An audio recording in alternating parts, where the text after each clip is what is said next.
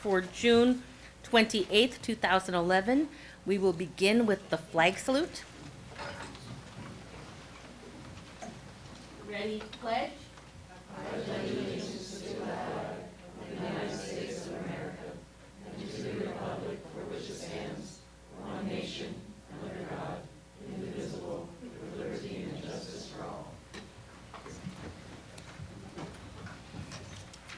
Find my agenda.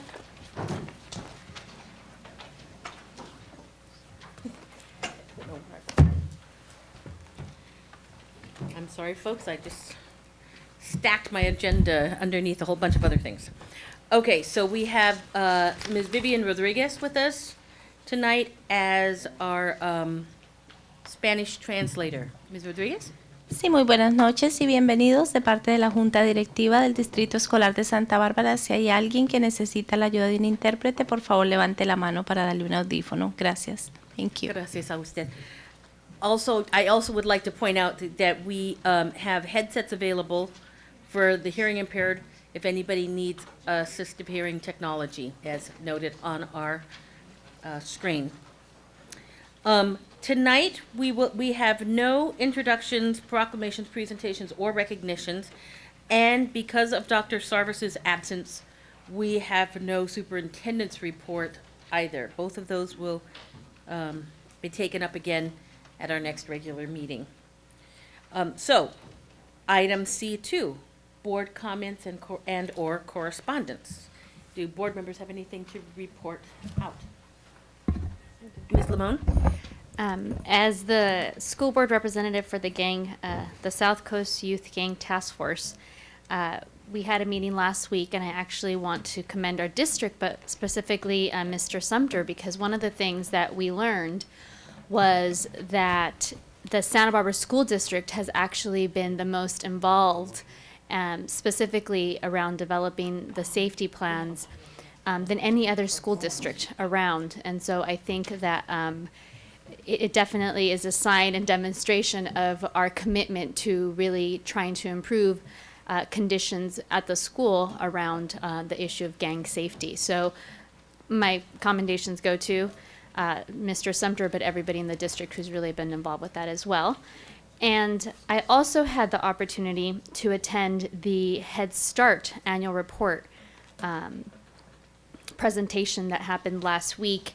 And I know that district-wide, there's been a lot of initiatives around preschool, early childhood education, and in their presentation, they continue to show data that supports a lot of the initiatives that help students better become prepared for the kindergarten level. So I think that our initiatives at the district are definitely important, and we need to consider the long-term impact. They showed a lot of long-term impact statistics relevant to our county. So both of those things I thought were important for a district. Any other board members?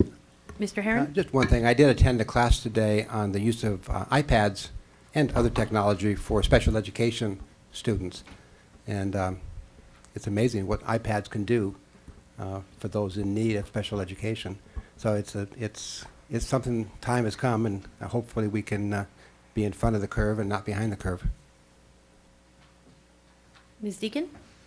One quick comment. I wanted to let everyone know that the Santa Barbara Education Foundation has elected its new officers, and Lynn Rodriguez, who's a former school board member, is their new president, and Craig Price is the new vice president. We know Mr. Price quite well, so we wanted to welcome them into their new roles. And the Education Foundation is moving full steam ahead in doing a lot of fundraising. They've got a concert coming up in the winter time as a fundraiser for the district, so they're busy and active on behalf of our schools. Well, and I'd like to just report on two quick items. One is that last Monday, I attended the opening orientation for the Institute in Equity and Education put on, sponsored jointly by the Santa Barbara School District and Just Communities, as well as a few other organizations in Santa Barbara. There were a number of our district employees and even some parents who were in attendance there, and it was a great group, I think, and really kind of exciting that so many of our representatives were willing to take a week out of their summer to participate in such an important event. So I applaud them, and I'm happy that our district was again participating in that program. Then today, I spent the entire morning and early part of the afternoon at a workshop sponsored by the South Coast Writing Project at UCSB on the Common Core state standards and sort of what's coming down the line. These are scheduled to be in place by 2014, and faculty and administration, various school districts are kind of learning about what to expect. The main difference seems to be the emphasis on application and analysis. So a lot of the same topics, a lot of the same skills, but applying them and using them in more practical sort of application. And so there's questions about how those will be assessed and what the state assessments will look like, and those are scheduled to come sometime after the core standards are implemented. But one of the things that I thought was significant to keep in mind is that they reported that the AG requirements for college entrance are being revised now to reflect the new Common Core standards. So it would be important for our district to be on top of that and make sure that we are incorporating all of those as quickly as we can. It was a great workshop, and I'll be sharing more of that with district staff. I also wanted to take just a minute to explain why Dr. Sarvis is not here. This was scheduled to be his final meeting for us in our district, and unfortunately, he was on district business for us in Santa Ana this whole past 2 weeks, and was delayed longer today there than was expected. So he is, I think, currently fighting traffic on the 101 or 405. I'm not sure where he is now, or maybe the 5 still. So he will not be joining us this evening. Okay.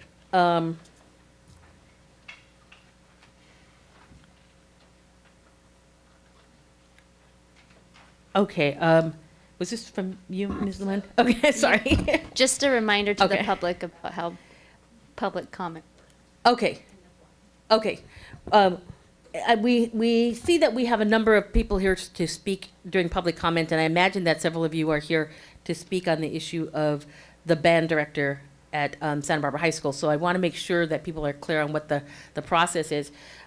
We will likely, depending on how many people we have, we will likely be limiting our comments to 2 minutes. And you will be able to address that before we get there. And we're actually not quite there yet on our agenda, but before we get there, I do want to point out just a couple of quick things for people to be aware of. I'm not sure that people have all the information that they need to discuss this item. One is that there is no plan, recommendation, proposal, anything that I have become aware of to eliminate the music program, as I've heard rumors of at Santa Barbara High School. That is not even being suggested by anyone from the district. That's not what we're hearing. Okay, I just wanted to make that because we were hearing rumors of that. And secondly is just to let the public know that we are, the school district is bound by contracts that we negotiate with our the bargaining units for our various employee groups, and we basically we typically do not make decisions based on individuals. It is within those bargaining units that the decisions are made, and we are constrained by those. We must abide by them. Okay, so with that, we will move on, and you can when we get to that item, you can make your comments. Okay. Okay, so now we are at the announcement of closed session action. We did take action on one closed session item. The action was to deny the appeal of an interdistrict transfer in case 2011/12-4. The motion was made by Ms. Parker, seconded by Ms. Lamone, and it was a 5-0 vote in support of the denial of the appeal. That was all the closed session action that we took. So now we are at public comments. And Ms. Deakin, how many public comments do we have? We have 8 total. Okay, so I think we will need to limit that to maybe 2.5 minutes, I think. Yeah, 2.5 minutes. Can we do 2.5? Maybe Yeah, we'll you have may to go do with 2. rounded numbers. Okay, so we'll have to do 2 then. How many do we have? 8? 8. One is,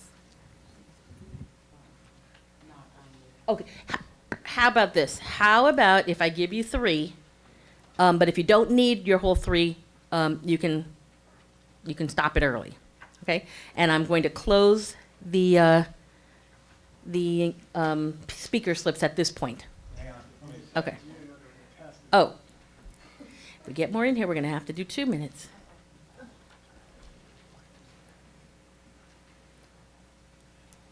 Okay, so thank you.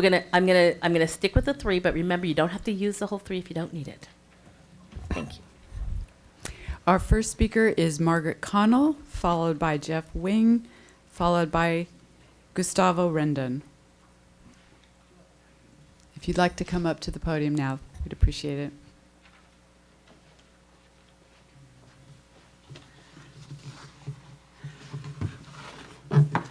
My name is Margaret Connell, and I'm mayor of the city of Goleta. And I'm here tonight to express City Council's appreciation of the collaborative and good communication relationship we've had with Dr. Savas. We're very sorry that we had to postpone the joint meeting that we were planning, and again, equally sorry that we're not able to see him tonight. But I think it's been a very positive relationship. We've appreciated, I know our city manager has greatly appreciated the communication that he's had with Dr. Savas, and he's had a tough call. You've all had a very tough call in terms of the kinds of cuts you've had to make, I think, probably through all the years that he's been your superintendent. And I think for him it may be a very great relief, because it's very lonely at the top. When you're the superintendent, you're at the top, and you have limited people you can talk to. So I certainly am here also to wish him very well in his retirement. But I'd like to just read, if I may, this short certificate of recognition. The City Council of the City of Goleta presents the certificate of recognition acknowledging and thanking Dr. Brian Savas for his service as superintendent in the Santa Barbara School District.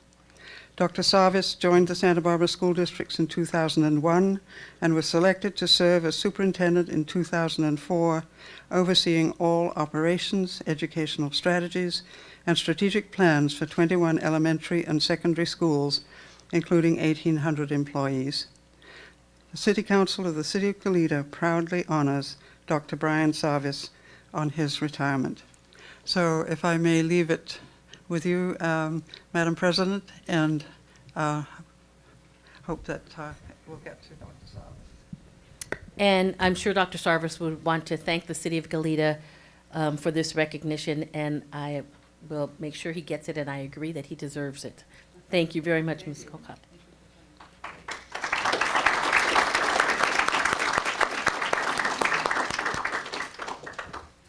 Jeff Wing, followed by Gustavo Rendon, followed by Gloria Cavallaro.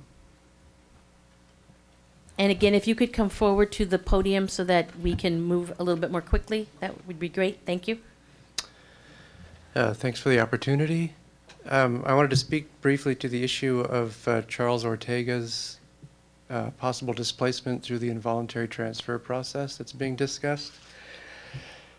I don't really have any prepared comments, but I just wanted to note that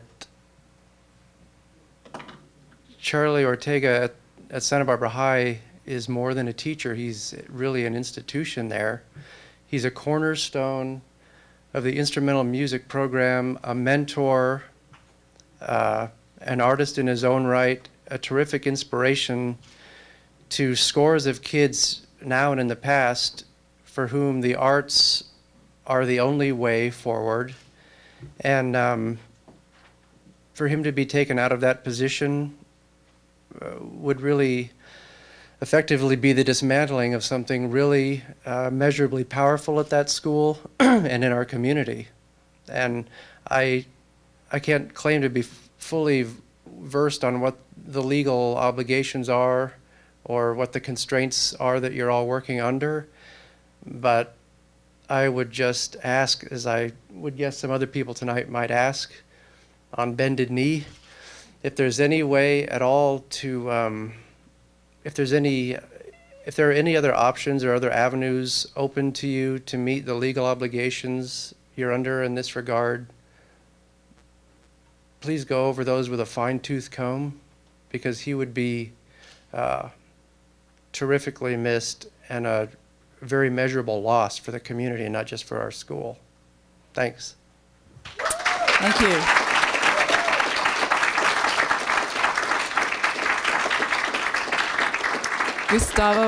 Gustavo Rendon, followed by Gloria Cavallaro, followed by Adrian Diosdado. Hi. I just wanted to say that Mr. Ortega is probably one of the greatest teachers I've ever had, and I just wouldn't. I can't imagine school without Mr. Ortega.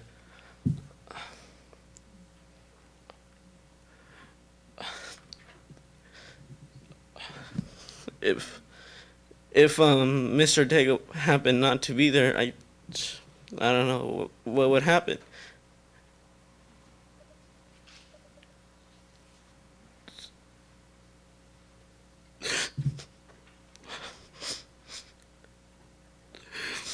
Thank you.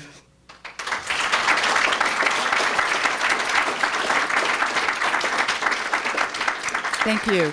Gloria Cavallaro, followed by Adrian Diosdado, followed by Eric Hyder. I think that said it all, quite frankly. My name is Gloria Cavallaro, and I am here wearing a couple of hats tonight.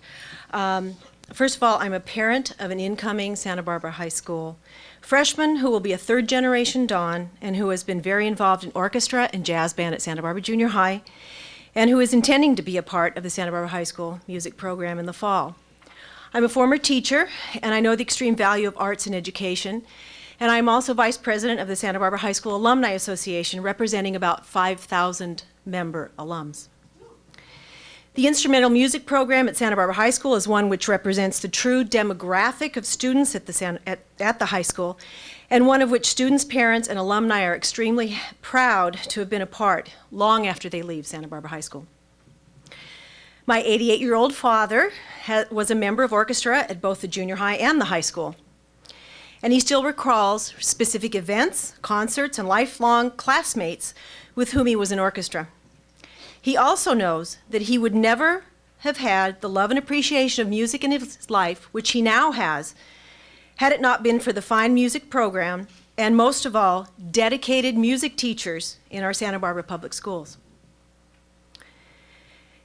As a parent, a former teacher, an alum, and representative of the Santa Barbara High School Alumni Association, I plead with you to retain Mr. Ortega. Very dedicated and inspiring Mr. Ortega.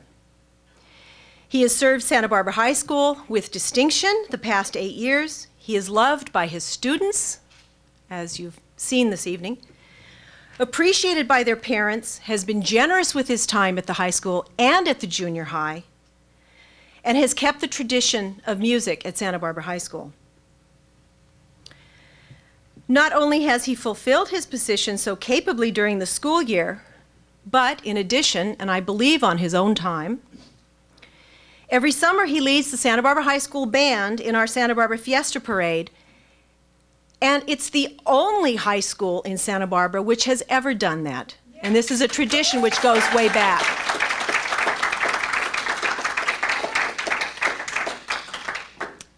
It's a tradition which goes way back.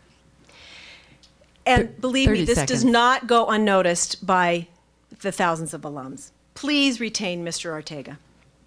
And I think those of you who are here stand if you go along with that idea.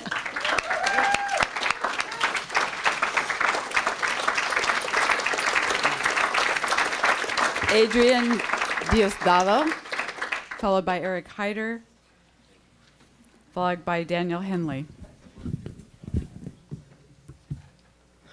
All right, yeah, so my name is Adriel Sano. I'm a former drum major from Santa Barbara High School. And right there behind you guys have a mission statement up there that says that you guys have a commitment to excellence and to empower the students to reach their full potential as responsible, ethical, and productive citizens in a diverse and changing world. Mr. Ortega meets that criteria to the cut. This guy can sit down with every single one of his students, talk to them on a personal level, on a musical level, on an educational level, and he will help them achieve their own personal goals. That knowing that everyone has their own agendas, and he can actually sit down and go through everyone and help them achieve whatever that goal that may be. Now, mentioned earlier as well that every summer, every semester, fall, spring, year-round, Mr. Ortega is leading the band. And, when they go out there and they march, they're marching for pride, and they're marching for each other. And they're marching because they know that the school that they're a part of is a great school, and they don't want that school or this beautiful city to let them down by having Mr. Ortega get out of the program. Our banner, when we're going out marching, says that we are the pride of Santa Barbara. And there definitely is a pride that is there with the students there. We have the respect for each other, for our staff, teachers, and Mr. Ortega has been a big part of instilling that kind of attitude of fighting for the person on your team, that kind of mentality. There's a dynamic with our team that is there, and it's very strong. And taking him away and replacing him with a teacher that hasn't taught for 10 years, and from what I've heard, 30 years, no music teaching, or she's been away for 30 years being a teacher for music, I think is ridiculous. Mr. Ortega has an established program there. The students have developed a trust with him. And right now the band program is in a very precarious and vulnerable position with so many cuts that have happened already. And to take out Mr. Ortega would be disastrous for the students, as he is someone that they rely on, someone they can trust and confide in. 30 seconds. And they know that every time they walk in through that band room door, every single time, that teacher's going to be there, that friend is going to be there, that mentor is going to be there, Mr. Ortega is going to be there. And to take that out away from their lives, there will be some sort of chaos there. The students really love him, and I can't imagine a band program without him. Thank you. Thank you.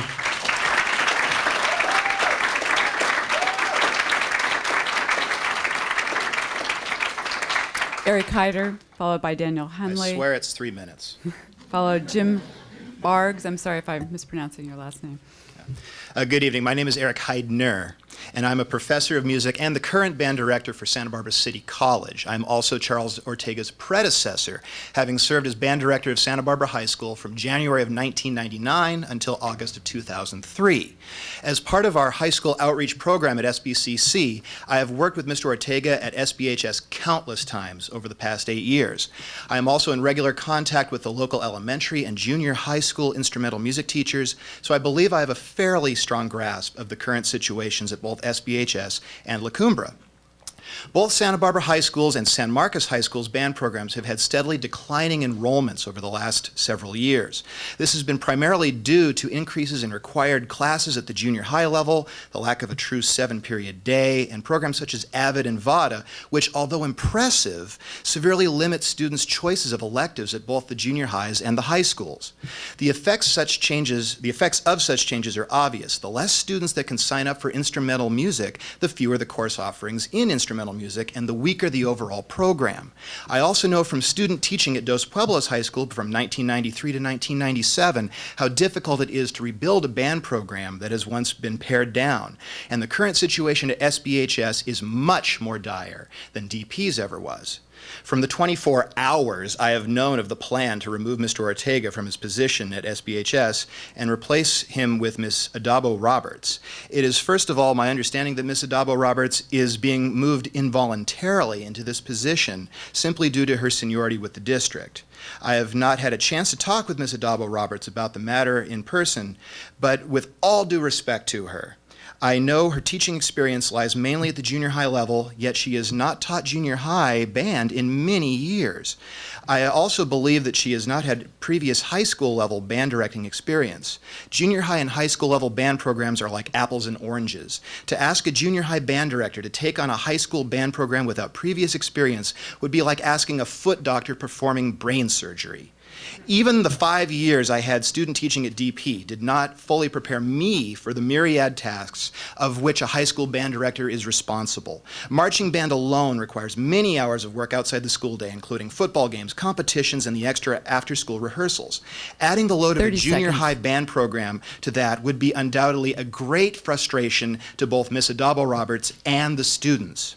With the program at SBHS already in its weakened state, I honestly cannot see the program surviving much longer if this is to be the solution. The SBHS band program will celebrate its 100th anniversary in 2017. Do we really want to see it destroyed only 6 years before it gets there? Look around in this room at the students, former students, parents, and friends Thank you, who Mr. came down Heidner. here to support their current director, Charles Ortega. Someone yield me 30 seconds. No, I'm sorry, we do have a policy against yielding time, so if you have other comments to make, you can forward them to the board, or you can give them to somebody else to read. Anybody want to finish my reading? Okay, so, Daniel Hanley, followed by Jim Barb, followed by Denise Adams. Hello, everybody. I'm Daniel Hanley. I am an alumni of Santa Barbara High School, and I just wanted to talk about Charles Ortega for a second. Everybody kind of has like that teacher that's really like been like the guiding force in a sense of where they were if they came into high school or junior high school or wherever in kind of a situation where you don't really know where you're going to go. And Charles Ortega was precisely and is precisely that teacher to me and to a multitude of students who aren't even in this room right now. And I came to high school like, you know, doing music, like I liked music, it was cool. And like I went to the band program and Mr. Ortega was there. Great. There's this guy who's like he's like cool. And I didn't even know that like how to the extent to which he would help me, like as far as like pursuing my own desires in music. And he really just showed me what like everything kind of like, or not really showed me, but more like was a signpost to guide me towards what I knew that I wanted as far as music and as far as my own life really. And you know, a lot of stuff happened, blah, blah, blah. I went to college. I go to college now, and I study music, or classical music composition and jazz music, and I do that stuff. That's all fun. And I heard that Ortega is going to be gone, and I was like, whoa, this can't be happening, because Charles Ortega is like the guy who is like up there at 5 in the morning getting stuff ready, like dedicating his life to ensure that Santa Barbara High School, and really Santa Barbara as a community, has this magnificent band program that I watched him single-handedly take from, you know, like a good program, like no offense to Heidner, but, you know, awesome. It was great, it was great. But this guy, Charles Ortega, he molded it into his own vision. And he brought it into like what it is now, as someone said before, truly representation of the demographic at Santa Barbara High School. Kids who just love music and are willing to, inspired by Mr. Ortega, willing to get up at 5 a.m. with him to march in the drum line, to march in marching band, and to make it be really a year-long dedication. And to take away someone who is so dedicated to his job like this in a way that very few teachers are nowadays is really, and to replace with somebody who, no offense to her, of course, I mean, I don't know her, but I'm sure she's fantastic as a person and as a teacher, but somebody who hasn't taught band, English, taught band for a long time, to be replaced, with her, as opposed to somebody who not only has taught band for a while, but loves it and inspires other students to love it beyond what they might have initially thought about music as far as their lives. It's personal to me because I understand music is so, playing it and listening to it, it's a fusion of the right brain and the left brain. It's just, it's unmatched by many things, and I feel like it's trivialized in many settings. And I just hope this isn't one of those settings where it's trivialized, because a vote for Ortega is a vote for the school district. Thank you. Thank you.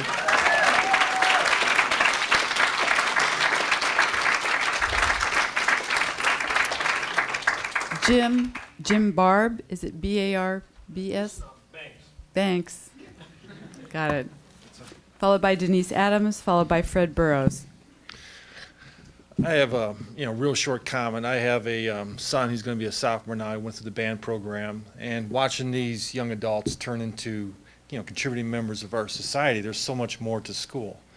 And I've been really amazed watching Mr. Ortega. I mean, the guy gives time, 5 in the morning, loading up a band full of kids with all their stuff for competition. I can't imagine how he does that.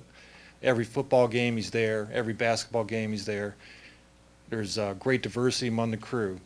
And I think if we truly do care about education of the kids, as opposed to the rights of seniority for a union member, we need to make the right choice.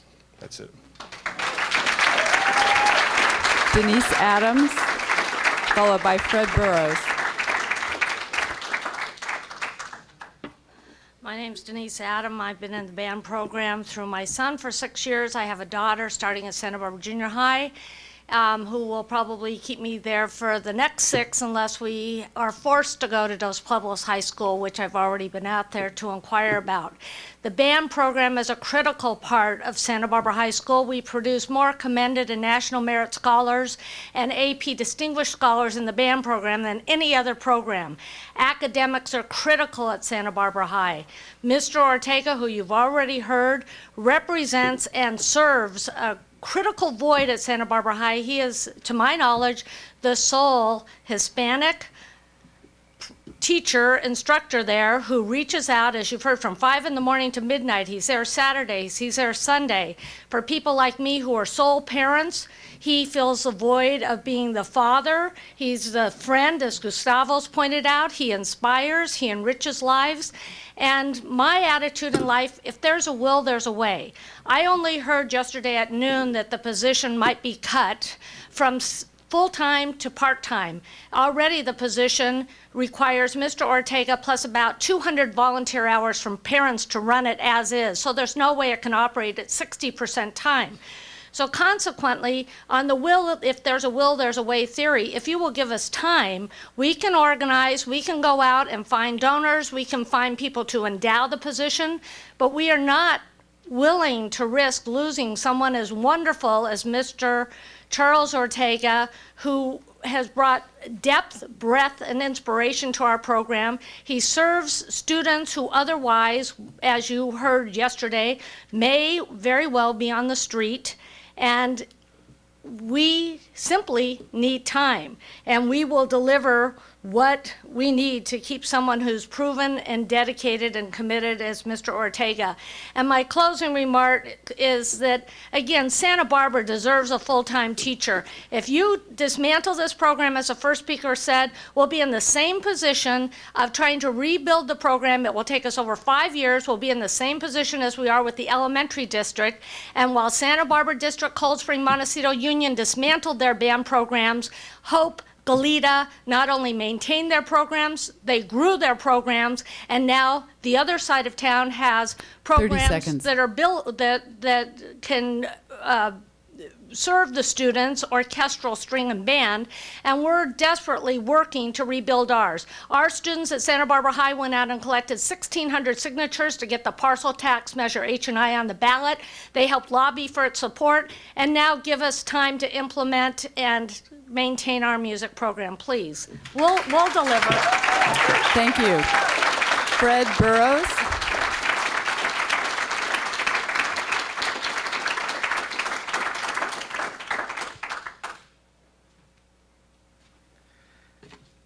Hello, my name is Fred Burrows, and I'm the parent of Henry Burrows, who is a graduate of 2011.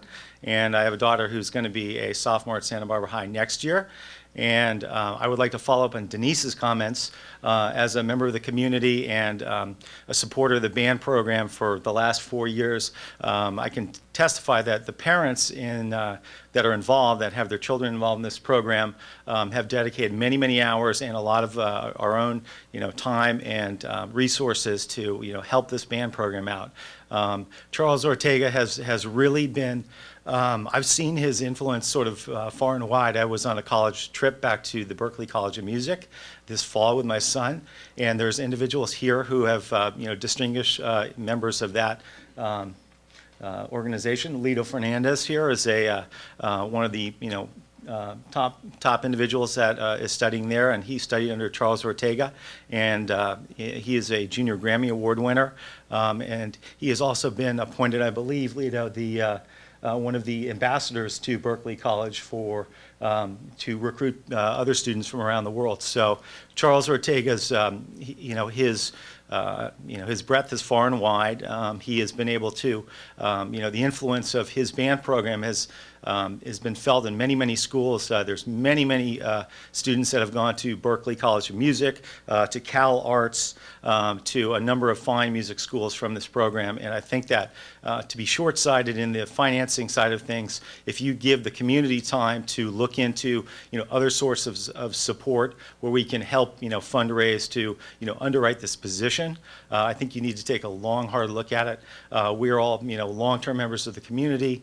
We're very active, and involved in, in the affairs of the school, and we would just, we would plead with you to be able to give us some time to, to help rectify the situation. It's too important for all the people that Charles Ortega has, has been a mentor to, a student, a guide to, a teacher to, and it's too important to, future generations of, members of this community. So, thank you. Thank you.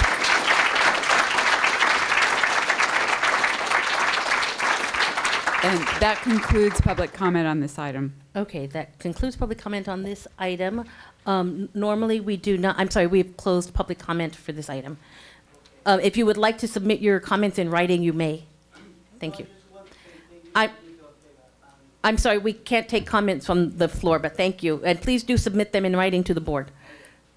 Okay, so again, for those of you who are not familiar with our process, the board does not typically respond to public comment because this is an item that is not on our agenda, so we are not empowered as a board to actually answer or sort of give a general response to your comments. However, we can make comments as a board if we would like to. Mr. Herron? I believe it is on the agenda, and I am going to pull the item. Oh, I'm sorry. Yeah. You're right. It's on our consent agenda. Okay, so did you want to make a comment, Ms. You want to wait till we pull Or it? do you want to get to when we get there? Okay. I would when we get to that point, yes. Okay. Ms. Parker, were you? No. Okay. Okay, board members. Well, I'll go ahead and move on C5 before we get to the consent agenda. Okay, Should we do so that? just for the public, this will be coming up on our consent agenda. I believe that it will be pulled, and there will probably be additional discussion at that time. Okay. So on C5, I will move to approve the acceptance of donations with appreciation. Second. Okay, all those in favor say aye. Aye. Opposed? Abstentions? Motion carries 5-0. Okay, so that brings us to our consent agenda. We want to have this item pulled, I take it? I also want a D12 pulled. I was just going to comment on D1. There are some changes to the minutes of the May 10th meeting. I'd like to point that out. And Okay, then so do you want to pull D1? As far as D12, I'm sorry, Mr. Herron, do you want to pull D1? no, just want to No, make sure okay. we notice that there are amendments to that. Okay. Item D12? And as far as D12, I'm fine with everything on D12, except the one item of the involuntary transfer of Jane Adabo-Roberts. I would like to have that pulled separately for a discussion. Oh, I'm not sure we can actually pull that separately. Ms. B, would it be better if we just pulled the entire item? Okay, so we'll just pull the entire D12. Ms. Parker, was that your concern? Okay. Any others besides D12? D3, please. D3, okay.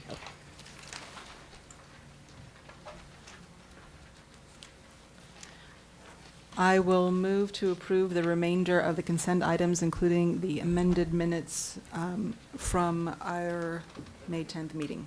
Okay. Second. Okay. All those in favor say aye. Aye. Aye. Aye. Opposed? Abstentions? Okay, motion carries 5-0.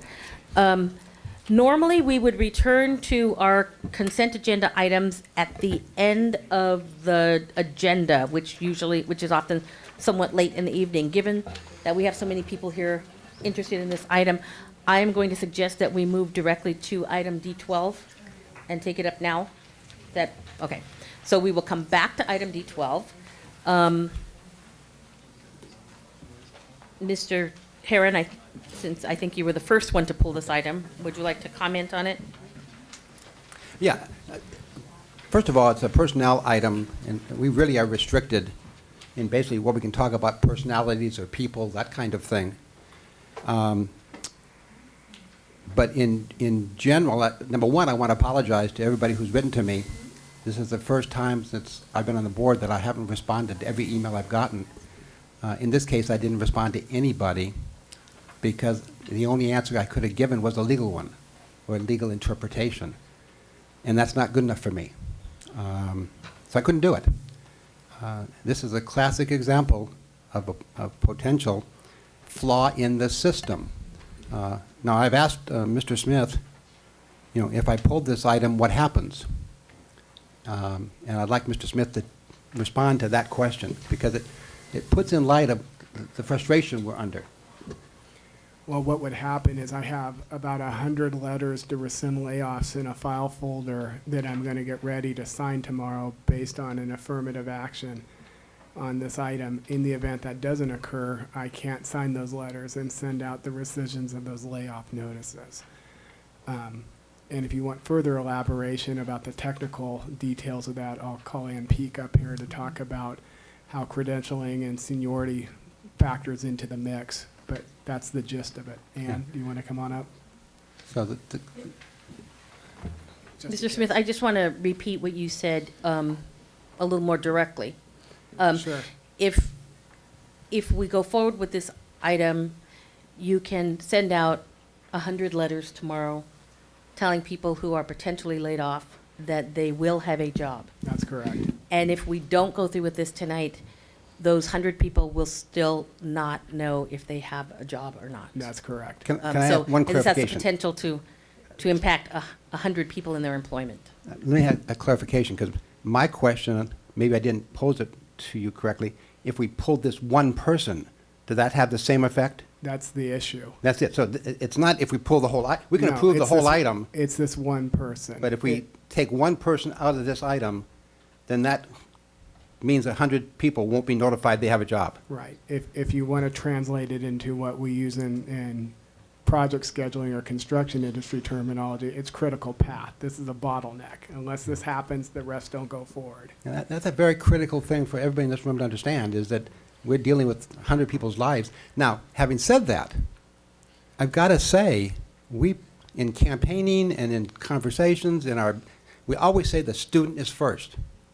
And yet we get hung up on a process that makes the teacher first. And that's just, I'm diametrically opposed to that in most cases, in some cases. And I don't know the people involved in this one, but it strikes me of how idiotic it is to allow something like this to happen. Ms. Lamone? Mr. Smith, while I know you're not the legal expert, or Ms. Peak, if we were to approve it, can we approve everything but that blank where it says dist? No, that has to be on there. So for the public, there's names and just positions, but I wanted to make sure that it's either all or nothing. We don't have an option to say rescind all, but leave that one particular blank. That's correct, because tenured teachers have rights to positions, as and that Cordero was talking about earlier. We work within a system that is set up based on seniority. And this particular teacher happens to be a very senior teacher here in the district. She has rights to a full-time, generally funded position. And unfortunately, staffing is a little bit like working out a puzzle. You got to make all the puzzle pieces fit, but you got to get that first piece in there before you can start building the rest of it. And this is one of the first pieces. We have to place anyone who has been on a leave of absence, and we have to place anyone who's an involuntary transfer based on credential issues and courses that are offered before we can start offering back positions to teachers who have been laid off. Miss, yes, I did.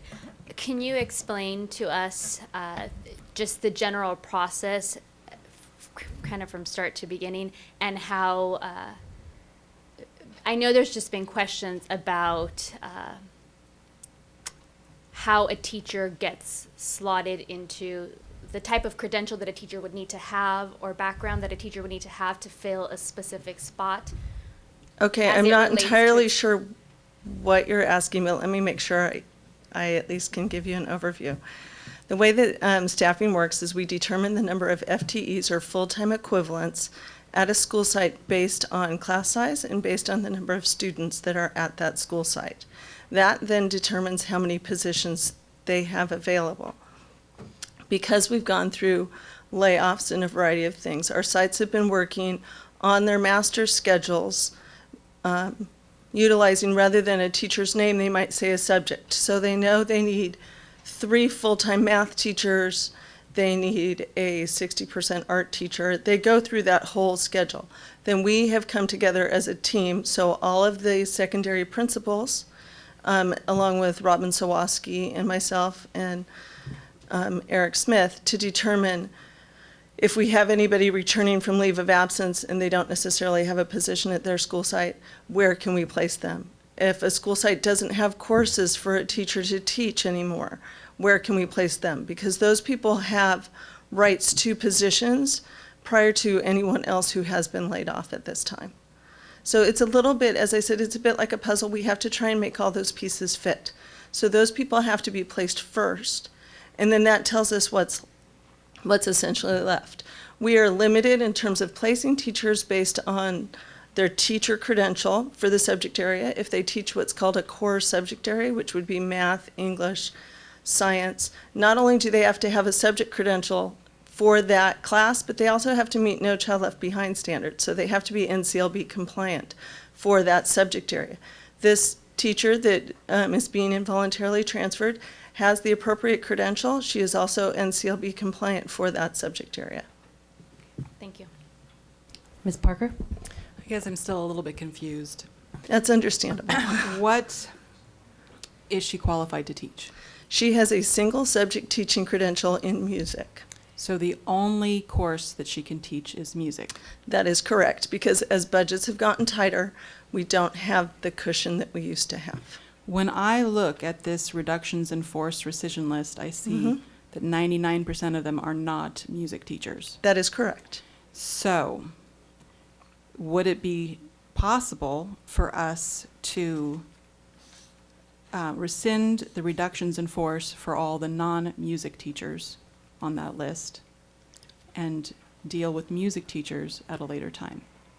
I hesitate with that, because if there's anybody else in that mix that is teaching a subject in addition to maybe their core subject area, we may need to relook at the way the staffing works among all the junior highs and high schools. So for instance, if I am rescinding someone to 4 periods of social studies and 1 of newspaper, I'm going to have to look at all of those master schedules, not just myself, but everyone would come back together and figure out where we could get her so that she's teaching all non-NCLB compliant subject areas.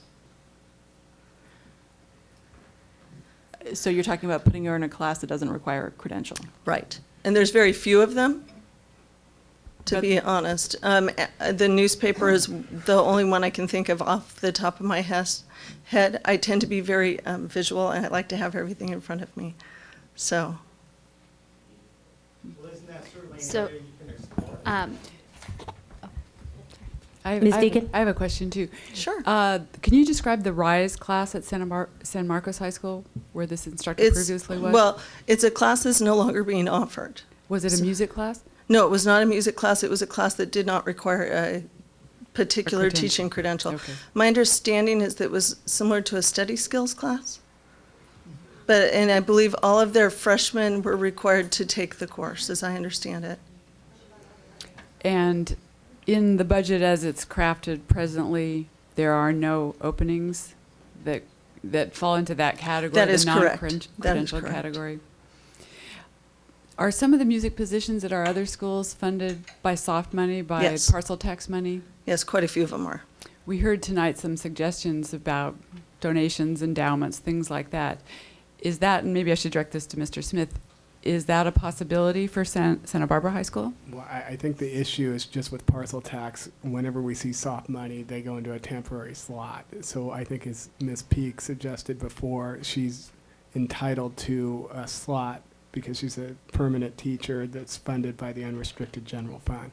Anything that's, let's say, has a time period on it or limited duration, we basically match that up with temporary teachers. Ms. Lamone? I actually want to go back to something that Mrs. Parker said and your response. So you responded that you hesitated to do that, and I don't know if either Mr. Smith or you can respond, but as a board, can we legally do that? I think you could do it. I think it'd be disruptive. I just don't know the magnitude of disruption. Okay, so we could do it, although I think there's the other thing as hesitation. a board you need to be concerned about, and any time with the personnel function, the two things that make a solid personnel function is staying consistent. So staying consistent, especially if you have sound past practice and adhering to it, and also not setting new precedents.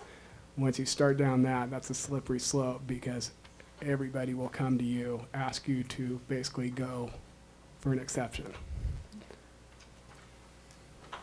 Ms. Parker?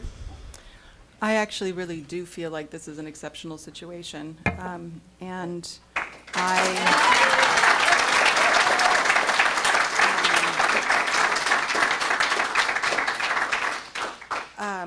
I would like to go ahead. I don't want to put any, I know that there's at least one other music teacher on this list, and I don't want to be disruptive to anybody. I don't want to be disruptive to people that are teaching maybe part-time in some sort of course that doesn't require a credential. But I do know that that's a real minority on this list, and I think it's really important, critical, to rescind these reductions in force to the extent that we can. But at the same time, I really do feel that it's important that we take a little bit more time about this involuntary transfer situation and really try to think creatively about it. So I would like to go ahead and make a motion that we approve all the items on item D12 except for the involuntary transfer of Jane Adabo Roberts, and that we do not rescind the reductions in force for any music teacher or any teacher who is teaching part-time or full-time in a course that does not require a credential. I know that's going to instantly make a lot of work for you. Yeah. I'm sorry to speak, but this is It's been a really lot a of case work. where I think that we need to put the program first.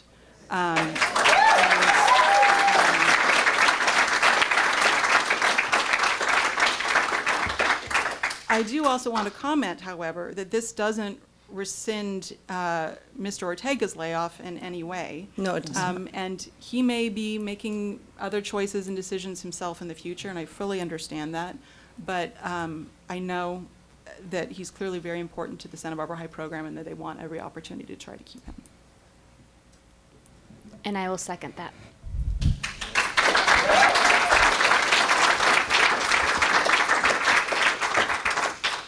And I have a question. Okay. If we were to go ahead and approve the involuntary transfer tonight, and then at our future board meeting after we had additional information, we wanted to re-examine that, would that be more or less problematic than the motion as it currently stands? Ooh, I think they're both problematic for different reasons. Okay, so it's Because, pretty as I much a said, wash. when you're talking staffing, especially at the secondary level, it's not really cut and dry, as most things typically aren't. It's more complex. Okay. Let me ask you one more question, Sure. please. If we approve the motion as it stands now, can you give me a guess, or even maybe the actual number, of currently pink slipped teachers that would not get their pink slip rescinded immediately? Off the top of my head, no, I'm not comfortable coming up with a number. Would you say more than 20, less than 20? I would need to look at their master schedules. It's probably less than 20, but yeah. Okay. Because as much as I like the idea of waiting on this, it really disturbs me to keep other faculty and their students and their families, et cetera, on pins and needles, as long as they have been. Would we I just want to make sure I understand the motion. The motion would be, maybe I should say this. The expectation, I assume, would be that at our next board meeting, we would make a determination about whether or not to make the involuntary transfer. That is certainly what I would ask for, that it So come it'd back be an at our additional next 2 weeks. But what do I do about the teachers that are on there that need to be rescinded? I guess that's because at this point, I can't identify who definitely has something besides. Do you see my struggle? I do see your struggle, and it's making me have a struggle, because I would very much like to support this motion, but I feel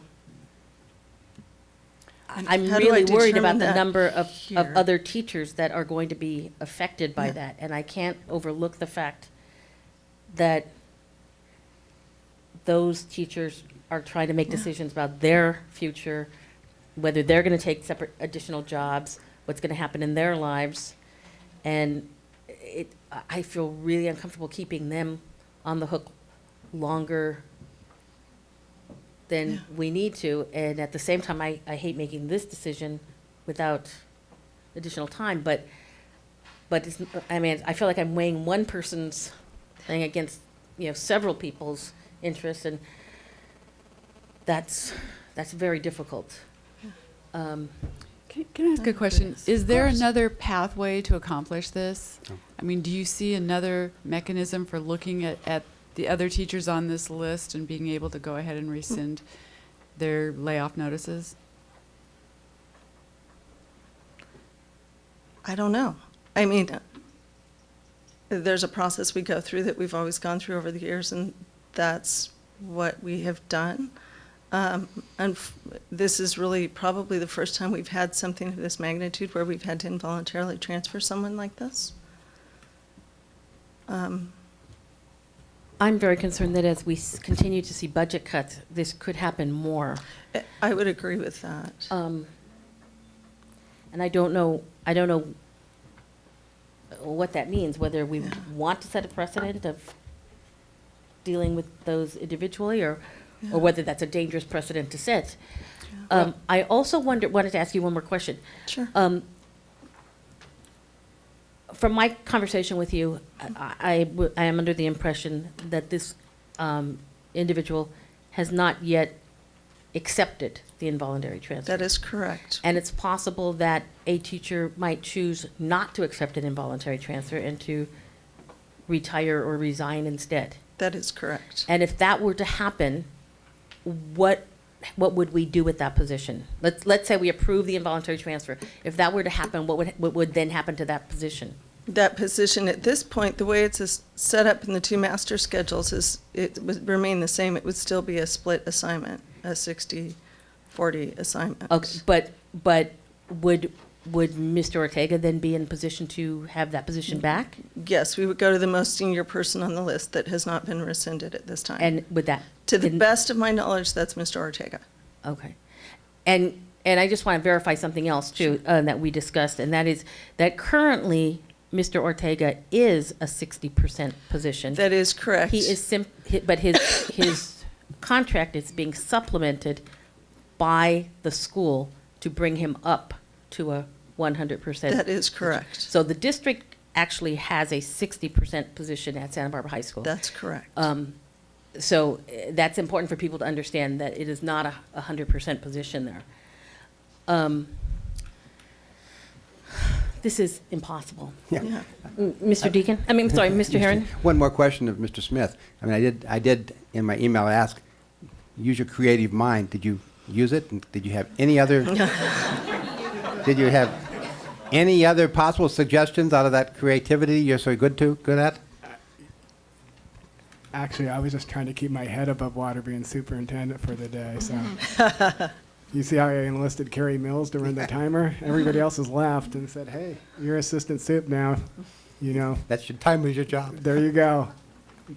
Other duties is assigned. But nothing creative.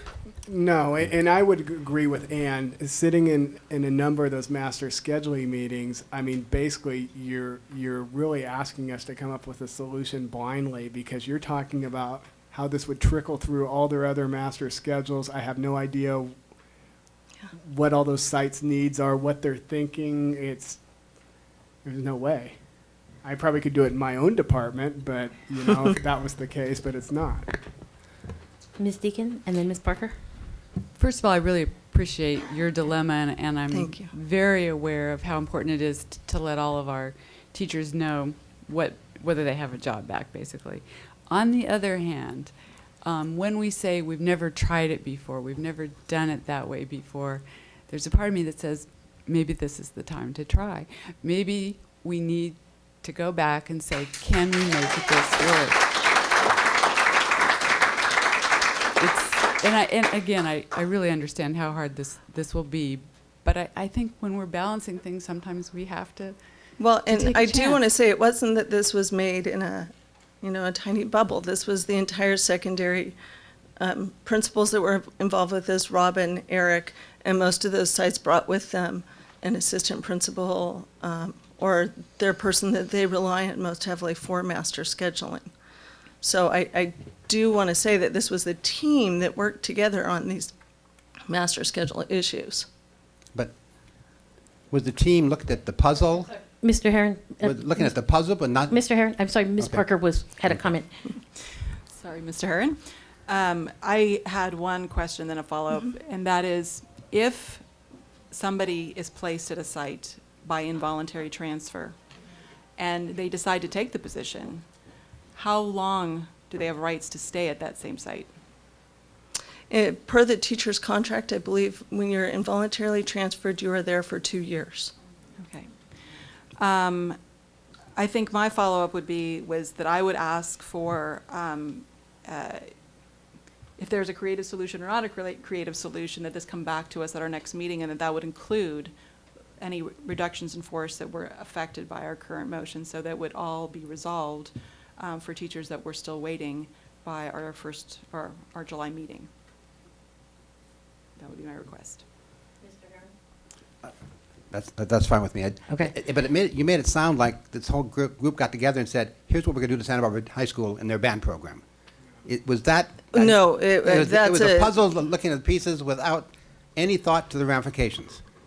No, I think. No. I think the best way is each site comes to look out for their own site. I mean, I'm going to almost paraphrase what one of our principals said. I mean, they look at what the interests are of their own site, and basically come forward armed with that information, and that's their goal. But the ramifications of the decision, like this particular case, did somebody in that group say, "Hey, here's what we're going to do to Santa Barbara High School's band. Here's what's going to happen"?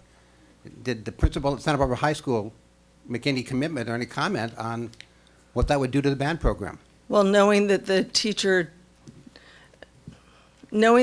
didn't have any classes to teach and that was the only option that was available, I mean, I guess they took it, if that's what you're asking I me. just can't imagine. Because I don't, you know, we look at everything based on teaching credential, and she has a single subject in music. Ms. Lamone? I really respect the tough position we've put everybody in with this motion. And for me, the motion doesn't really come down to not rescinding X amount of teachers, because that's the last thing I would want to do. But for me, this motion is really about taking time to explore this. If the recommendation comes back the exact same way, then it does, and we deal with it, and we make a decision. But this is about just giving us 14 days to think about this. And I would love to see a creative alternative. And there may not be one, but I don't know we've allowed the time. So I really want to be clear on this isn't about the lack of understanding how important this is to rescind this for our teachers and every other student that's going to be in that teacher's classroom. But this is about allowing us 14 days to better research this and come back with a solution. And again, I respect the position that you're in, the position that the district is in, but to me, giving us that time is really valuable. So I know it's a hard position, very hard position that we could possibly put the district, you, and the teachers in, but again, this is just about 14 days for research. Okay. Once again, I feel like I'm in a really tough position, but I have to say, I don't think our staff made this decision quickly. I think they've taken a great deal of time. The board hasn't seen it for an extensive amount of time, but I'm certain staff has looked at it I think that's an accurate over statement. a period of a great many days, probably weeks. Right. So I'm not sure asking them to come up with something more creative at this time is that helpful, because I imagine they put their best creativity into it.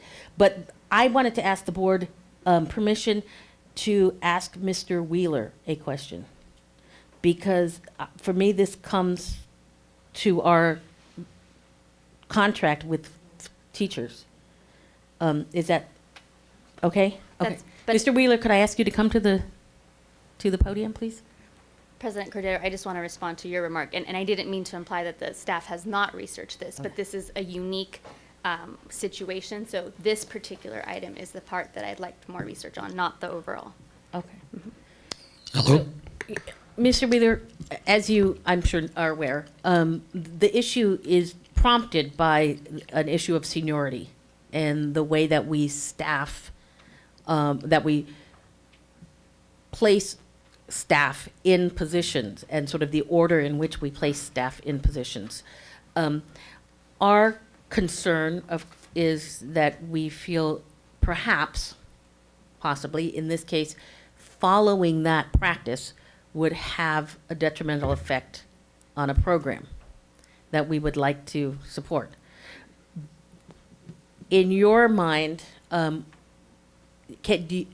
a representative of the organization with whom we negotiate, is there any, do we have any wiggle room? I would probably defer this question to both the district's legal team and the CTA attorneys on this one, because I don't have the ability or the power to offer any kind of alternative suggestion other than to follow contract. Contract stipulates very clearly what the action should be in this case. There's 111 lives at stake waiting to hear about this.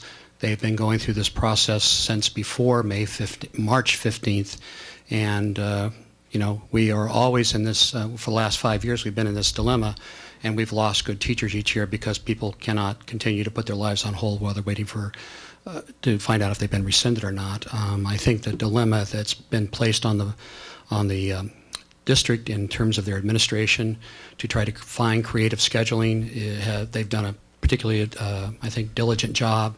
I think the board in its wisdom has brought in an expert on scheduling to try to tighten the schedules. We've certainly asked that the contract be followed in terms of staffing, that we are being efficient with our staffing of classrooms and providing the right number of teachers there, because we realize that we're working with such a finite budget. But to offer any kind of option in this forum, I think would be A, inappropriate, and B, probably violate both the contract and my position as president of the union. So I would defer this both back to probably the district's legal team, and I would be happy to contact CTA and ask for a legal opinion from CTA, and that probably, I believe, would be the beginning of a conversation on this. But it's a lot of lives at stake right now, and certainly would ask you to make that consideration a piece of your consideration. And also the fact that I believe that the district's been working on this process since probably sometime in May, and I don't know that it's been a decision. It was a snap decision made in the last week or so. Sorry, I can't offer anything beyond that right now. Okay, thank you, Mr. Wheeler. I know I put you on the spot. Thanks. Okay, well, for anybody who knows me knows I bleed green and gold, so this is a really tough decision for me. As we were saying, you know, I have 3 generations of Dons in my immediate family, 4th generation who's in band. And this is a tough situation, but I don't feel that my feelings for the band program or for the school itself, heartfelt as they are, gives me the authority to not comply with the contract that we have with hundreds of teachers. And I think, you know, I can't imagine that people want that. I'm sure the Santa Barbara High School group does not want us to violate a contract. And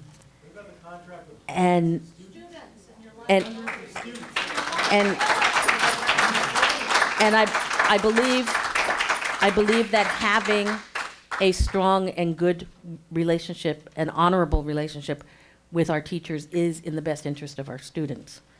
And so I'm going to have to vote against this, and this is truly painful, but I'm going to have to vote no. Mr. Herron? Just to clarify, it's my understanding that if the motion passes, a great number of the notices will still go out. Those letters will still go out. It's not like we're holding back 111 letters, is that correct? Well, I'm going to defer to Ann because I don't know how many will go out. if I'm understanding what is being suggested here, we would rescind the elementary teachers